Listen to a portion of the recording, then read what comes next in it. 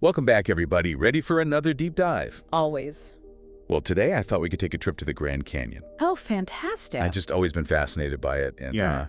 and there's just so much to learn, I think. Absolutely, yeah. It's one of those places that you can spend, a lifetime studying and still just scratch the surface. Yeah, yeah. And I think we'll see that even just in our, brief time today exploring it together. So I guess maybe to start, I mean, everyone knows the Grand Canyon for, its incredible views and the sort of the vastness of it, but what else? Well, I mean, it's a geologist's dream, right? It's like a giant history book. You can literally see billions of years of Earth's history laid out in those layers of rock. Yeah, the layers, right? Yeah. So the Colorado River, I mean, obviously, gets credit for carving out the canyon over millions of years, but what can those layers tell us about the history of the canyon and even, beyond that?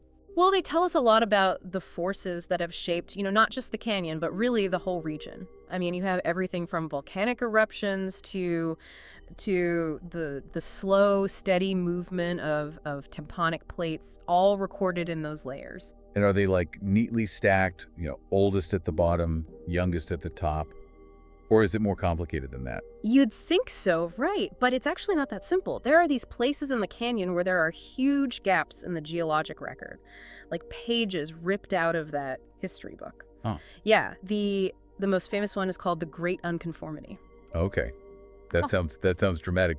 What exactly does that mean? Like, what are we seeing there? Well, it's a spot where you have this really old, really hard rock, and then right on top of it you have much younger rock, and there's this huge chunk of time missing in between, like over 1 billion years just gone. Wow, that's just mind-blowing. And what do scientists think happened there? Like, how do you lose 1 billion years?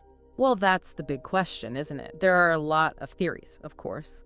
Some think it was just massive erosion that wiped away all those layers, maybe during a period of intense tectonic activity. So, we're talking about this incredible history, right? And the fact that scientists are still trying to piece together these missing chapters. But how does understanding this ancient past help us make sense of, the present, especially with all the concerns we have about climate change today? Well, that's a really important point because the Grand Canyon is not just a record of past climate change. It's also a place where we can see those changes happening right now and where we can maybe even get a glimpse of what the future holds. Okay. For example, we know that the Colorado River is the lifeblood of the canyon, right? But its flow has been drastically altered by dams and diversions, and that's having a ripple effect throughout the ecosystem. Yeah, I've heard that the river is much smaller now than it used to be.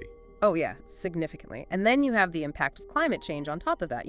With rising temperatures, less snowpack in the Rockies, you're going to have less water flowing into the river, and that could have some pretty serious consequences. So the canyon is still evolving, even today. Absolutely. It's never static. It's always changing, and those changes are happening faster now than ever before.